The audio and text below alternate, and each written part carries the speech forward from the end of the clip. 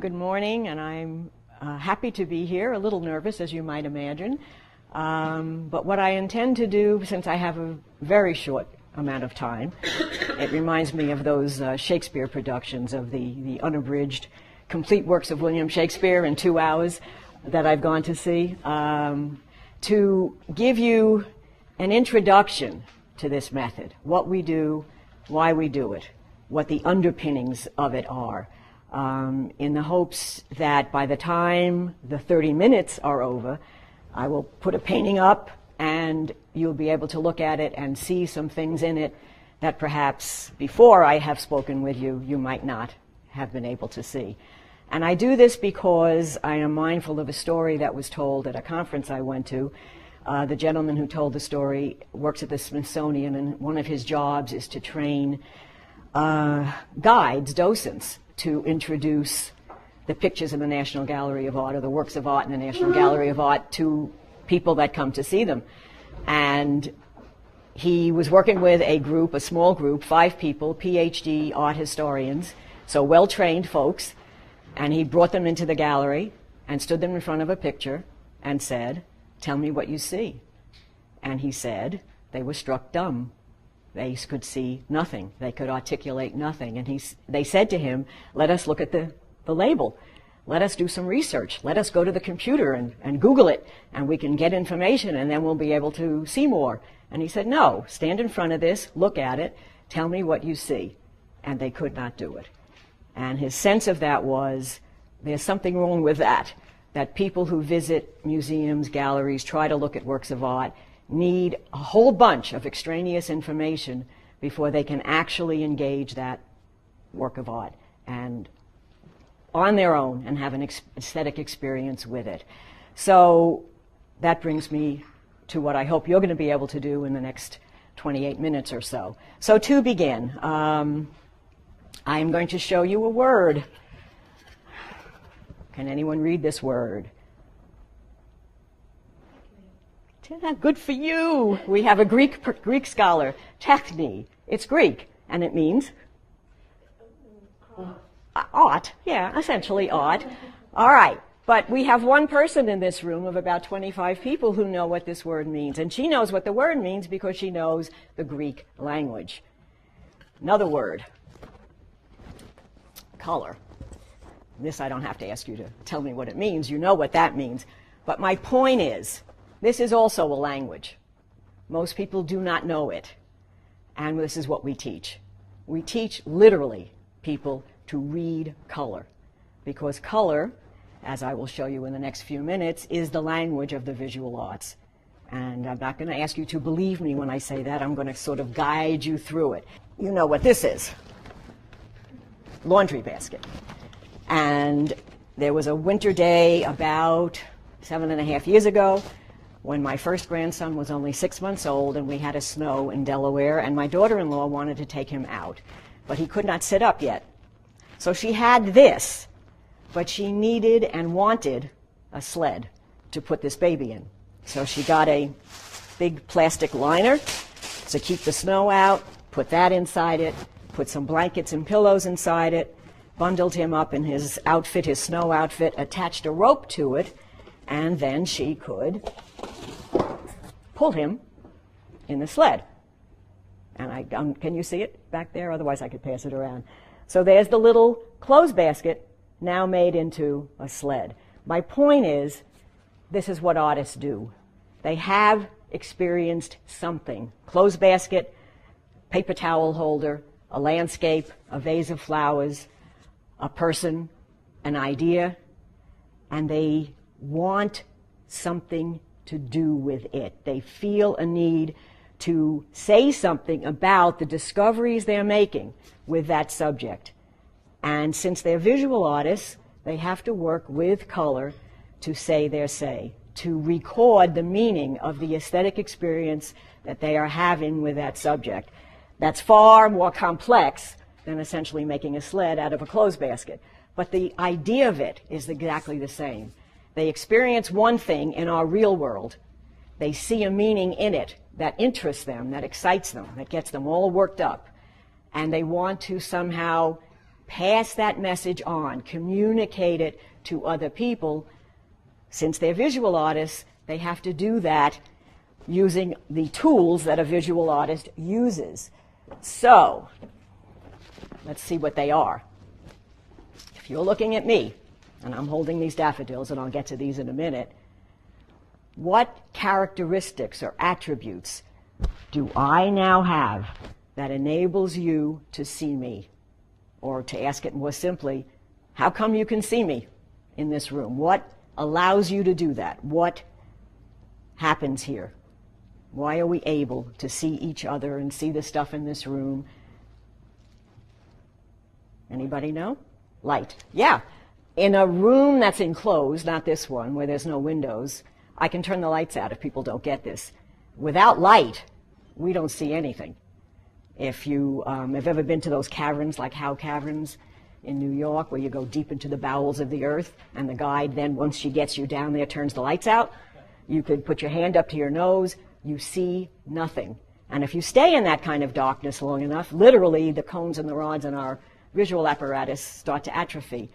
Our eyes need light in order to process the visual information that they're taking in. So light becomes literally the first element that a visual artist must use. This is a visual medium.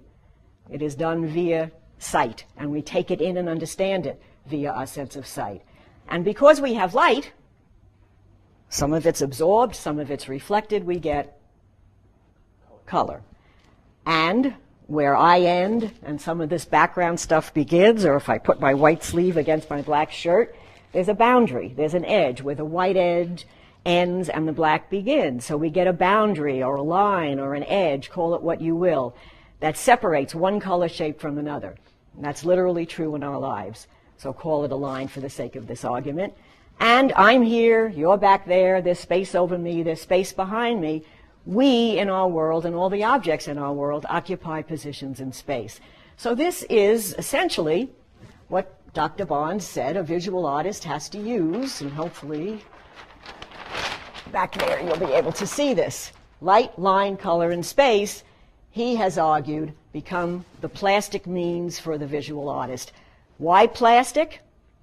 Because it's malleable and changeable, because all of these elements interact with each other and essentially can transform one thing into something else. For example, color. If I take this flashlight and shine it on here, what happens to that gold? It gets lighter. So light affects color by making it lighter. On the other hand, if I took the flashlight and shined it behind this paper, what happens? Makes the color glow. So the light caught within and shining through color creates a glow that visual artists use, and that's why he calls them plastic. And artists use, and we'll get to this in a second, subject and tradition. All of these things that we teach are listed on this chart. This is about all of them, and I'll get to that sort of at the end just to sum this up. But we're talking about a method that's objective, and the reason it's objective is very, very simple. We're going to focus on the object, the picture, and we'll get to what a picture is in the next few seconds, and not on our subjective feelings about it. We stay focused on that object and essentially learn to read it, which goes back to what I said about color. So objective in that regard. It's no more complicated than that. Stay focused on it. Say things that other people can see, which means it's verifiable. Sounds very scientific, which is exactly why Dr. Barnes did it this way. So that if I say to you, this color that you're looking at here is a bright yellow, you shake your head, yep, I see that. That's bright yellow. So you can verify what I'm saying to you. You don't have to accept it because I said it. When people stand in front of pictures in museums and you hear them say, this is the greatest painting ever painted, how do you verify that? How do you do that? How do you make sense of that? It's pretty hard because they're not telling you why. They're not giving you information about what brought them to that conclusion. I guess you're supposed to believe it because they said so. And that was one of Miss DeMazia's famous expressions when somebody was non-objective. Says you. It had no more impact than that. Show me, in other words. Show me why you came to that conclusion, and maybe I can go along with you down that path. Okay. So that said, Subject and tradition is going to take a little more time to explain, but basically what an artist does is subject the information to his interest. We're going to do a lot with these in a few minutes. But before we get to that, I think we have to figure out what a picture is. Now let's see how that works. Remember these. I'm going to put them down here. We now have Bonnard, and we have Gabriele Munter, who may be less known to you. She's a German expressionist painter. That's really all you need to know. I won't say any more about it. Okay. They made some pictures using daffodils, and I'll hold this one up since it's smaller and get closer. This is a little watercolor that was made by an artist in Wilmington, Delaware named Phyllis Hartzler, also using daffodils. So now we have 3 pictures, all starting from, relatively speaking, a similar subject, daffodils. They all experienced daffodils. So these 3 artists went out or set up or looked at or did whatever they were going to do with some daffodils. Now my question is, each of them use their subject in a very different way. So if we just first look at this one, which is I think the hardest one for you to see, what would you say Phyllis Hartzler did to and with her subject, which again were 3-dimensional flowers growing somewhere that she probably cut and took inside and put into a, looks like a cut glass vase, or was a cut glass vase. Words. It's now a picture. It has height, it has width, it has no depth. What kind of color? Or maybe it would be easier to do it this way. How do they differ? That's a better, maybe an easier thing to look at. It's much lower in resolution and softer. Okay, so it's softer. In terms of the volumes that are created, which of the 3 has the weight, the more heft to it? Yeah. This one or that one? You think this one? You feel that it's heavier? I feel it's more sculptural. Okay. Because it's so compact. All right, it is compact. And so this is definitely flatter. Very reduced volumes in this one. If you look at how she renders what were the flowers, they're just washes of color, and sometimes the line that delineates petals don't even match. I mean, they go over the border, or the color spills on the other side of them. The background colors are simply washes of colors in certain shapes, and you might say there's a somewhat of a projection of what was the vase. But for the most part, it is flattened, it's light, it's delicate, it's airy. Now, the words I'm using are what Dr. Barnes calls broad human qualities. This is the language that pictures speak, he would argue. It speaks in qualities, that everything in our world that we experience, we essentially feel emanates a certain characteristic, at least to us, and everybody will respond differently to those characteristics. And all the ones I've mentioned about the little picture that I just held up, the delicacy, the lightness, the airiness, the softness, are qualities. And things in our world have them, and artists respond to them. That's what they're trying to understand, the visual artist, and that's the message that color carries. Color can carry the message of qualities. It can't carry the weight and the freight of some other mediums, for instance, essay writing or fiction writing or theater pieces. It can't do it as well. Color is not that kind of a medium. So when we talk about it and we talk about paintings, we have to respond to the qualities that we experience in the picture. All right, so in the case of then Bonnard, notice, he borders his picture. He actually paints a frame around it. What does that do? It does focus the eye, and what does it do particularly to the space? Restricts it. Yeah, it ends it, it restricts it, and notice how by framing it essentially, which is what a good frame on a painting does as well, it gives you again a little bit of a pushback, a little bit of an illusion that there's space there. Not a heck of a lot of space in that, because he closes it right up with this background so that your eye does not recede very far into that space. And There's some tremendous simplifications. The daffodils are not delineated in any particular degree. There are no lines in them. If you look closely, you can see some measure of change of color, but it looks like one big puffy flattened cotton ball on top of sort of a green, somewhat volume that was a vase. So again, not as flattened as the first one I showed you, but definitely not as sculptural and three-dimensional and weighty as the Munter at the end. So, and color-wise, how would you describe this color? The yellow, the green, the grays? What words would you use to describe it? Yes, muted, yeah, very softened and muted, restrained, you might say, color harmonies. Almost fuzzy, almost like if you didn't have good glasses, you would see the world this way, with a very soft, fuzzy edge. Bonnard's pictures, if you know them, always reminded me of taking his subjects, his objects, and flattening them with an iron, pressing them down with an iron, because they all have that flattened, softened, hazy, quite color look to them.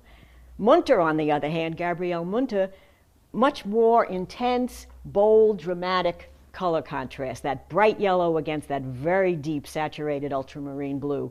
The green closing off the spatial recession there so that everything is projected forward, the tilting up of this tabletop. All of these apples and narcissus is its title, lined with this heavy black outline, very Cézannesque, which is from the traditions. And in fact, the paint application in this little hatchwork is very Cézannesque. So there's the traditions coming into play. Obviously, Munter was inspired, you might say, by Cézanne, used some of the Cézanne ideas to make her picture do what she wanted it to do. And what she wanted it to do was make this series of weighty, rounded, heavy color volumes essentially revolve around this is a transferred value, pole-like what was a vase, setting off, notice how she splits these flowers so that this side projects down, this side projects back, creating a canopy of space around which those volumes can rotate. So again, from your life experience, you could say it's carousel-like. It's like a merry-go-round, that these objects were set in such a way that they actually surround this unit, and this becomes the canopy of space that creates that illusion of space in that picture. But now we have these visual artists then, all starting from relatively the same subject, that are presenting to us very different experiences, visual experiences of that subject. So where one sees softness and haziness, another one sees drama and setness and power. Where one might see delicacy and lightness and airiness, somebody else sees something else quite different. That is the aesthetic. Again, from the Greek, which I won't even try to pronounce, it means to perceive or to attain awareness or understanding. So let's talk a little bit about some aesthetic qualities. And we seem to be hardwired to enjoy these. I think first on the list are the first two are balance and symmetry. We're used to these from nature. I mean, there's really no reason that butterfly wings have to be like this, have to be so beautifully symmetrical, but they are. And this is just one example of a butterfly wing. Or flowers have to be so wonderfully symmetrical, but many of them are. The daffodils themselves, if you look at them, have the same sort of symmetry that we're talking about, that central unit balanced all around by these wonderful projecting petals. So that if you think of just life itself and as we experience it, most of these aesthetic qualities that we simply enjoy for their own sake, not for any practical use or significance, are all around us. And if you think of it as, and I do this with children because it's easy for them, the aesthetic is what wakes our senses up, educates them, informs our aesthetic sense. Think of it as the opposite of anesthetic. And you know what that feels like. You're given an anesthetic to knock your senses out so you don't feel anything. So the aesthetic is what artists work with. They're specialists in it, essentially. They deal with the aesthetic all the time. And this is one that we'll work with in the next few minutes. We're calling it rhythm, which is what Barnes and DeMazier call it. And all we mean by rhythm is some kind of repetition with variety. So for example, if you listen to this, okay.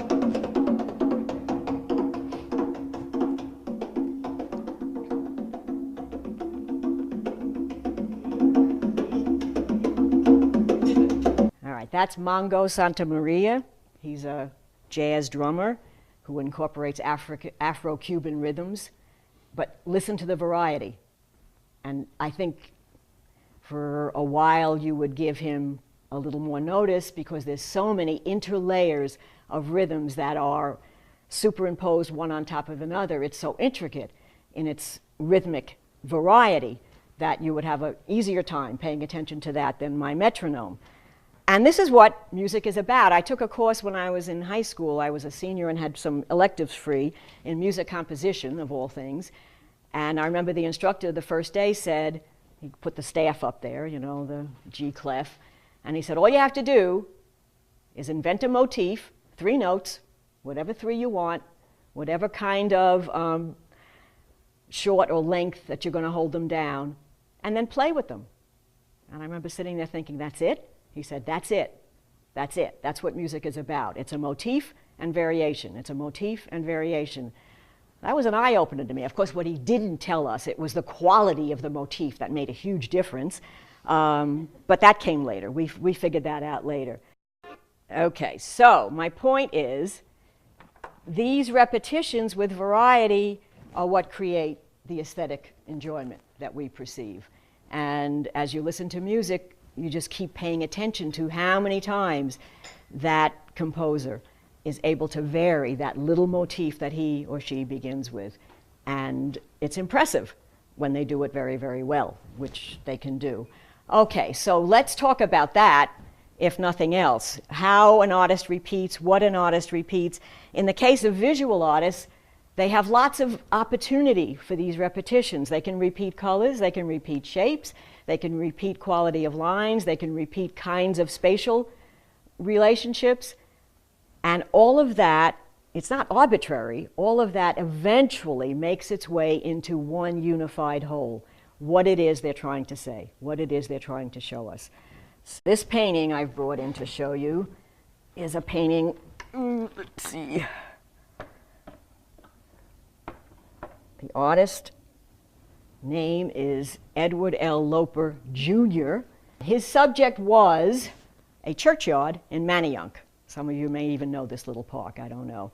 So he probably went out one day, because I know how he works, and he looked around and came to this place, and he felt interested in it. He felt excited about it.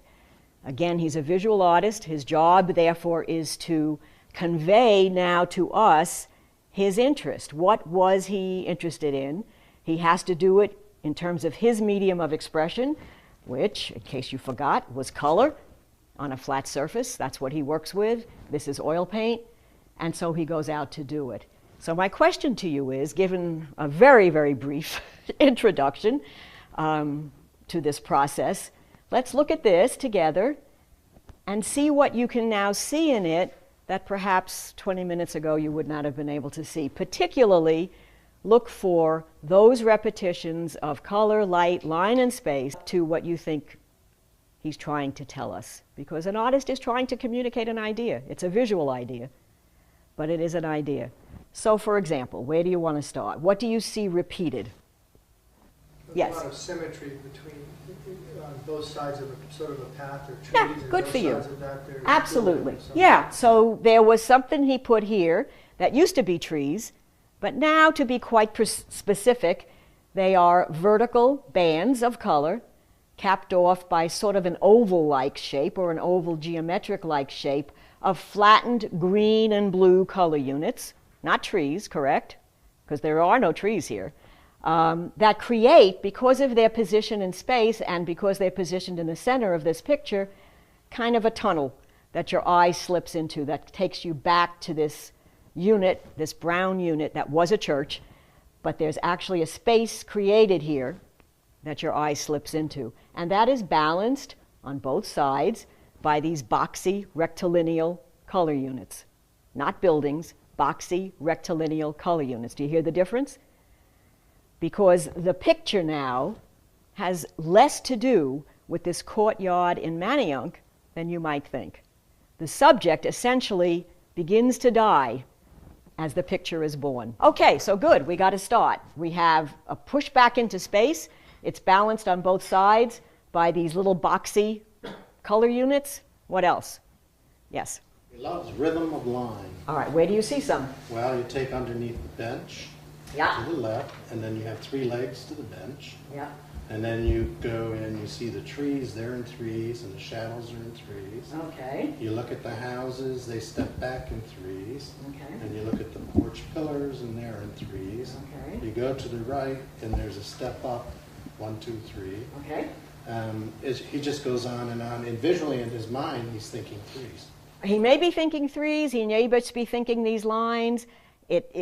But yes, the balance is there.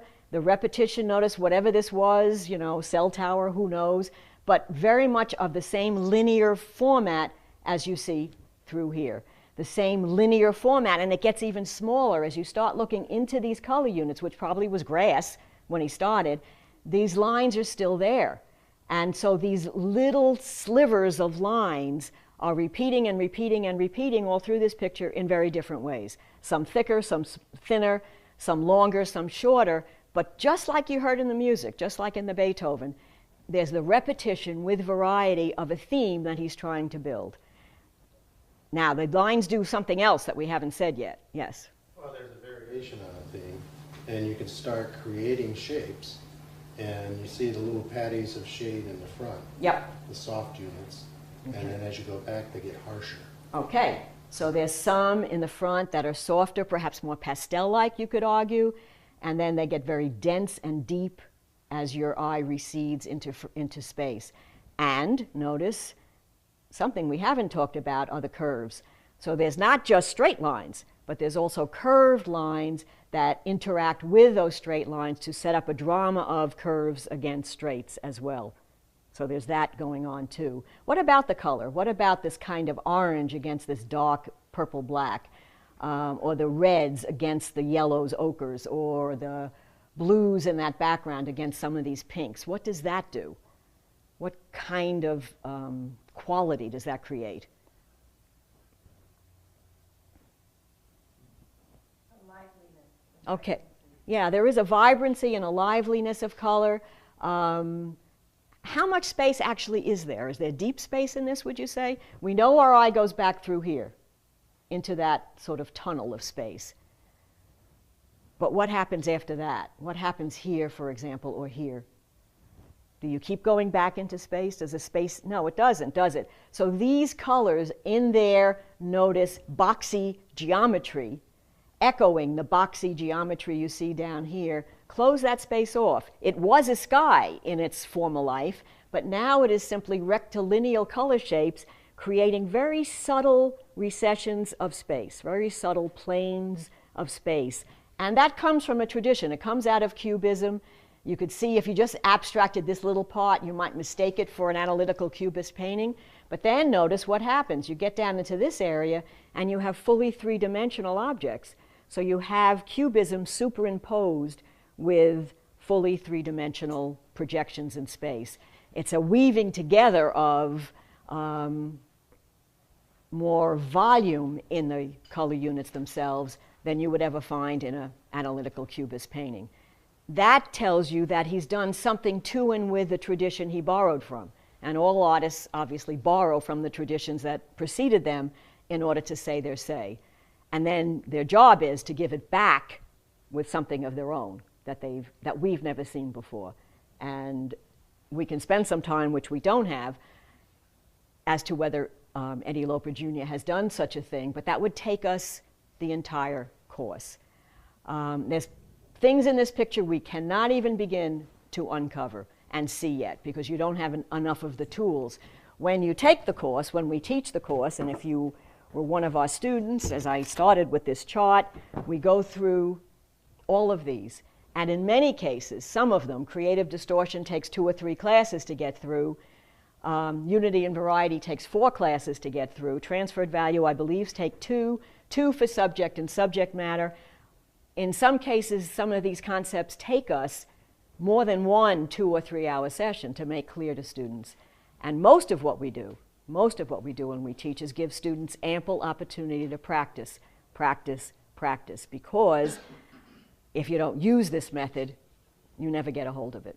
If you just listen to it, it won't do it for you. You have to actually go out there and do the work and work in the classroom in the same way in order for you to fully master it. But once you do, you can come upon any picture, anywhere, and you are able then to achieve an understanding of it, an appreciation of it, which is really what we're talking about. And I have that written here somewhere, I think. This is, of course, an objective aesthetic appreciation. All we mean by appreciation is you enjoy it by understanding it. That's what the word means. And it's objective because you focus on the object. And when you have that, essentially, understanding of that picture, then the experience is complete. So to sum this up, and I do have to stop, an artist goes out into the world or stays in his studio, whatever he does, he confronts a subject.